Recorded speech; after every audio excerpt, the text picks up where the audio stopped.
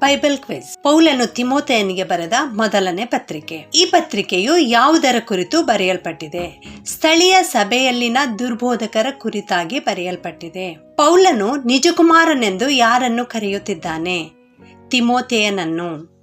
ಪೌಲನು ತಿಮೋಥೆಯನಿಗೆ ಏನನ್ನು ದೃಢಪಡಿಸುತ್ತಾನೆ? ತನ್ನ ಅಪೋಸ್ತಲತನವನ್ನು. ಮೋಶೆಯ ಧರ್ಮಶಾಸ್ತ್ರದ ಮೂಲಕ ಏಕೆ ನೀತಿವಂತರೆನಿಸಿಕೊಳ್ಳಲಾರರು? ಏಕೆಂದರೆ ಅದು ಮರಣವನ್ನುಂಟು ಮಾಡುತ್ತದೆ. ಧರ್ಮಶಾಸ್ತ್ರವು ಏಕೆ ಕೊಡಲ್ಪಟ್ಟಿದೆ? ನಾನು ನೀನು ಪರಿಶುದ್ಧರಲ್ಲವೆಂಬುದು ಪ್ರಕಟಿಸುವುದಕ್ಕಾಗಿ ಕೊಡಲ್ಪಟ್ಟಿದೆ. ಪೌಲನಿಗೆ ಅಪೋಸ್ತಲತನದ ಹಕ್ಕು ಹೇಗೆ ಮತ್ತು ಯಾರ ಕೈ ಇಡುವುದರ ಮೂಲಕ ಬಂತು? ಕರ್ತನಾದ ಯೇಸು ವೈಯಕ್ತಿಕವಾಗಿ ಆ ಹಕ್ಕನ್ನು ಪೌಲನಿಗೆ ಕೊಟ್ಟಿದ್ದಾರೆ, ಯಾರು ಕೈ ಇಡುವುದರ ಮೂಲಕ ಅಲ್ಲ. ಪೌಲನು ಕ್ರಿಸ್ತನನ್ನು ಹೇಗೆ ತಿಳಿದಿದ್ದನು? ಮಹಿಮೆಯ ಕ್ರಿಸ್ತನನ್ನಾಗಿ ತಿಳಿದಿದ್ದನೇ ಹೊರತು ವೈಯಕ್ತಿಕವಾಗಿ ತಿಳಿದಿರಲಿಲ್ಲ. ಪೌಲನು ಏನಾಗಿದ್ದನು? ದೇವರಿಂದ ಅಪ್ಪಣೆ ಪಡೆದ ಸೈನಿಕನಾಗಿದ್ದನು. ನೇಮಕದಿಂದಲ್ಲ, ಅಪ್ಪಣೆಯ ಮೂಲಕ ಪೌಲನು ಸೈನಿಕನಾಗಿದ್ದನು. ಕರ್ತನಾದ ಯೇಸು ಏಕೆ ಸತ್ತನು? ನಿನ್ನನ್ನು ರಕ್ಷಿಸಲು ಕರ್ತನಾದ ಯೇಸು ಸತ್ತನು. ಕ್ರಿಸ್ತನು ನಮ್ಮ ನಿರೀಕ್ಷೆಯಾಗಿದ್ದಾನೆ. ಇದು ಎಲ್ಲಿ ಬರೆದಿದೆ? ಕೊಲೊಸ್ಸೆ 1:27. ದೇವರು ಯಾವ ಯಜ್ಞವನ್ನು ನೇಮಿಸಿದ್ದನು? ಪ್ರಾಯಶ್ಚಿತ್ತ ಯಜ್ಞ. ಕ್ರಿಸ್ತನು ಏಕೆ ಜೀವಿಸುತ್ತಿದ್ದಾನೆ? ನಿನ್ನನ್ನು ರಕ್ಷಣೆಯಲ್ಲಿ ಕಾಪಾಡಲು ಆತನು ಜೀವಿಸುತ್ತಿದ್ದಾನೆ. ತಿಮೋಥೆ ಈ ಹೆಸರಿನ ಅರ್ಥ ದೇವರಿಗೆ ಪ್ರಿಯವಾದದ್ದು. ತಿಮೋಥೆ ಈ ಪದ ಯಾವ ಮೂಲ ಪದದಿಂದ ಬಂದಿದೆ? ಗ್ರೀಕ್ ಮೂಲ ಪದದಿಂದ ಬಂದಿದೆ. ಆತ್ಮೀಕ ನಾಯಕನಲ್ಲಿರಬೇಕಾದ 2 ಮುಖ್ಯ ಗುಣಗಳಾವು. 1 ನಂಬಿಕೆಯುಳ್ಳವನು, 2 ಪ್ರೀತಿಯಿಂದ ಒತ್ತಾಯಿಸಲ್ಪಡುವವನು. ಪ್ರೀತಿಯಿಂದ ಒತ್ತಾಯಿಸಲ್ಪಡುವವನು ಅಂದರೆ ಏನು? ಸಭೆಯಲ್ಲಿ ಕ್ರಿಸ್ತನ ಚಿತ್ತವನ್ನು ಕಾರ್ಯಗತಗೊಳಿಸುವವನಾಗಿರಬೇಕು. ಮೊದಲನೇ ತಿಮೋಥೆಯನಿಗೆ ಈ ಪತ್ರಿಕೆ ಬರೆದವರು ಯಾರು? ಪೌಲನು. ಯಾರಿಗೆ ಈ ಪತ್ರಿಕೆ ಬರೆಯಲ್ಪಟ್ಟಿದೆ? ತಿಮೋಥೆಯನಿಗೆ. ಪೌಲನು ಅಂದರೆ ಬರಹಗಾರನು ಬರೆಯಲ್ಪಟ್ಟವನಿಗೆ ಅಂದರೆ ತಿಮೋಥೆಯನಿಗೆ ಏನೆಂದು ಕರೆದಿದ್ದಾನೆ? ಮಗನೆಂದು ಕರೆದಿದ್ದಾನೆ. ತನ್ನನ್ನು ನಂಬಿಗಸ್ತನೆಂದು ಎಣಿಸಿ ಸೇವೆಗೆ ನೇಮಿಸಿಕೊಂಡದ್ದಕ್ಕಾಗಿ ಪೌಲನು ಯಾರಿಗೆ ಸ್ತೋತ್ರ ಸಲ್ಲಿಸುತ್ತಾನೆ? ಕರ್ತನಾದ ಯೇಸು ಕ್ರಿಸ್ತನಿಗೆ. ಪೌಲನು ತನ್ನನ್ನು ಕುರಿತು ಯಾರಲ್ಲಿ ಮುಖ್ಯನೆಂದು ಕರೆದುಕೊಂಡಿದ್ದಾನೆ? ಪಾಪಿಗಳಲ್ಲಿ ತಾನೇ ಮುಖ್ಯನೆಂದು ಕರೆದುಕೊಂಡಿದ್ದಾನೆ. ಪೌಲನು ತಿಮೋಥೆಯನಿಗೆ ಏನನ್ನು ಹಿಡಿದುಕೊಳ್ಳಲು ಕೇಳುತ್ತಾನೆ?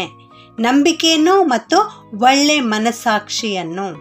ಹುಮೆನಾಯನು, ಅಲೆಕ್ಸಾಂದ್ರನು ಯಾರಂತೆ ಇದ್ದಾರೆ? ಹಡಗು ಒಡೆದು ನಷ್ಟಪಟ್ಟವರಂತೆ ಇದ್ದಾರೆ. ತಿಮೋಥೆಯನ ಕುರಿತಾಗಿ ಎಲ್ಲೆಲ್ಲಿ ಓದುತ್ತೇವೆ? ಅಪೊಸ್ತಲರ ಕೃತ್ಯಗಳಲ್ಲಿ, ಫಿಲಿಪ್ಪಿಯವರಿಗೆ ಬರೆದ ಪತ್ರಿಕೆಯಲ್ಲಿ, ಎಫೆಸದವರಿಗೆ ಬರೆದ ಪತ್ರಿಕೆಯಲ್ಲಿ. ತಿಮೋಥೆಯನು ಯಾರ್ಯಾರಿಗೆ ಪ್ರಿಯನಾಗಿದ್ದನು? ದೇವರಿಗೆ, ಅಪೊಸ್ತಲನಾದ ಪೌಲನಿಗೆ, ಸ್ಥಳೀಯ ಸಭೆಗಳಿಗೆ. ತಿಮೋಥೆಯನಿಗಿಂತ ಮೊದಲು ಕ್ರೈಸ್ತರಾದವರು ಯಾರು? ಅವನ ಅಜ್ಜಿಯಾದ ಲೋವಿ ಮತ್ತು ತಾಯಿಯಾದ ಯೂನಿಕೆ. ಪೌಲನು ತಿಮೋಥೆಯನಿಗೆ ಏಕೆ ಸುನ್ನತಿ ಮಾಡಿಸಿದನು? ಯಾಕೆಂದರೆ ಅವನ ತಂದೆ ಗ್ರೀಕನೆಂದು ಎಲ್ಲರಿಗೆ ಗೊತ್ತಿತ್ತು.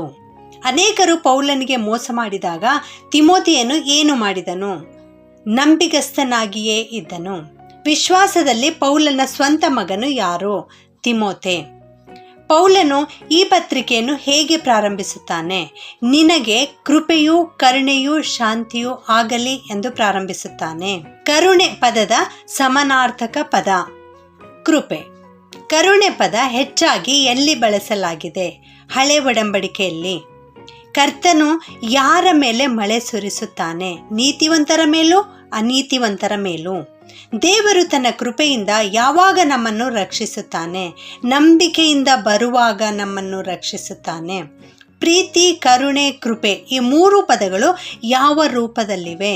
ತ್ರಯೇಕ ರೂಪದಲ್ಲಿವೆ. ನೀನು ದೇವರ ಬಳಿಗೆ ಏನನ್ನೂ ತರಲಾರಿ. ಯಾಕೆಂದರೆ ಅವೆಲ್ಲ ಹರಕು ಬಟ್ಟೆಯಾಗಿವೆ. ಮಾನವನ ನೀತಿಯು ದೇವರ ದೃಷ್ಟಿಯಲ್ಲಿ ಏನಾಗಿವೆ? ಹರಕು ಬಟ್ಟೆಯಾಗಿವೆ. ಮೊದಲನೇ ತಿಮೋಥೆಯನಿಗೆ ಬರೆದ ಪತ್ರಿಕೆಯಲ್ಲಿ ಎಷ್ಟು ಅಧ್ಯಾಯಗಳಿವೆ? 6 ಅಧ್ಯಾಯಗಳಿವೆ. ಮೊದಲನೇ ತಿಮೋಥೆಯನಿಗೆ ಬರೆದ ಪತ್ರಿಕೆಯಲ್ಲಿ ಎಷ್ಟು ವಚನಗಳಿವೆ? 113 ವಚನಗಳಿವೆ. ಬೇರೊಂದು ಸುವಾರ್ತೆ ಇಲ್ಲವೆಂದು ಪೌಲನು ಯಾರಿಗೆ ಬರೆದಿದ್ದನು? ಗಲಾತ್ಯದವರಿಗೆ. ಬೋಧನೆ ಎಂದರೇನು? ಸಭೆಯು ಬೋಧಿಸುವ ವಿಶ್ವಾಸ ಸೂತ್ರ. ಸ್ಥಳೀಯ ಸಭೆಯ ಬೋಧನೆ ಏನಾಗಿರಬೇಕು? ಆದಿಯಿಂದಲೇ ಇರುವಂಥದ್ದಾಗಿರಬೇಕು. ಆದಿ ಸಭೆಯ 4 ಮುಖ್ಯ ಲಕ್ಷಣಗಳಾವುವು? ಅಪೋಸ್ತಲರ ಬೋಧನೆ, ಅನ್ಯೋನ್ಯತೆ, ಪ್ರಾರ್ಥನೆ, ರೊಟ್ಟಿ ಮುರಿಯುವುದು. ಪೌಲನು ತಿಮೋಥೆಯನನ್ನು ಎಲ್ಲಿ ಬಿಟ್ಟು ಮೆಕೆದೋನ್ಯಕ್ಕೆ ಹೋದನು? ಎಫೆಸದಲ್ಲಿ ಬಿಟ್ಟು ಮೆಕೆದೋನ್ಯಕ್ಕೆ ಹೋದನು. ಪೌಲನು ಎಫೆಸದಲ್ಲಿ ಹೆಚ್ಚು ಸಮಯ ಏಕೆ ಕಳೆದಿದ್ದನು? ಏಕೆಂದರೆ ಎಫೆಸ ಮುಖ್ಯ ಪಟ್ಟಣವಾಗಿತ್ತು. ತಿಮೋಥೆಯನು ಏನನ್ನು ಎಚ್ಚರಿಸಬೇಕಾಗಿತ್ತು? ಎಫೆಸದವರು ಬೇರೆ ಬೋಧನೆಯನ್ನು ಅನುಸರಿಸಬಾರದೆಂದು ಎಚ್ಚರಿಸಬೇಕಾಗಿತ್ತು. ಯಾವುದಕ್ಕೆ ಲಕ್ಷ್ಯ ಕೊಡಬೇಡ ಎಂದು ಪೌಲನು ತಿಮೋಥೆಯನಿಗೆ ಹೇಳಿದನು? ಕಲ್ಪನಾ ಕಥೆ ಮತ್ತು ಕೊನೆ ಮೊದಲಿಲ್ಲದ ವಂಶಾವಳಿಗಳಿಗೆ ಲಕ್ಷ್ಯ ಕೊಡಬೇಡ ಎಂದು ಪೌಲನು ತಿಮೋಥೆಯನಿಗೆ ಹೇಳಿದನು. ಎಫೆಸವು ಯಾವುದಕ್ಕೆ ತವರೂರಾಗಿತ್ತು? ರಹಸ್ಯ ಧಾರ್ಮಿಕತೆಗಳಿಗೆ ತವರೂರಾಗಿತ್ತು. ಗ್ರೀಕರು ಯಾವುದನ್ನು ಬೋಧಿಸುತ್ತಿದ್ದರು? ನಾಸ್ತಿಕವಾದವನ್ನು ಬೋಧಿಸುತ್ತಿದ್ದರು. ಸಭೆಗಳಲ್ಲಿ ಕಂಡುಬರಬೇಕಾದ 3 ಮುಖ್ಯ ಅಂಶಗಳಾವುವು? ನಂಬಿಕೆ, ಪ್ರೀತಿ, ಒಳ್ಳೆ ಮನಸಾಕ್ಷಿ. ಶುದ್ಧ ಹೃದಯವು ಇದಕ್ಕೆ ವಿರುದ್ಧ ಪದವಾಗಿದೆ.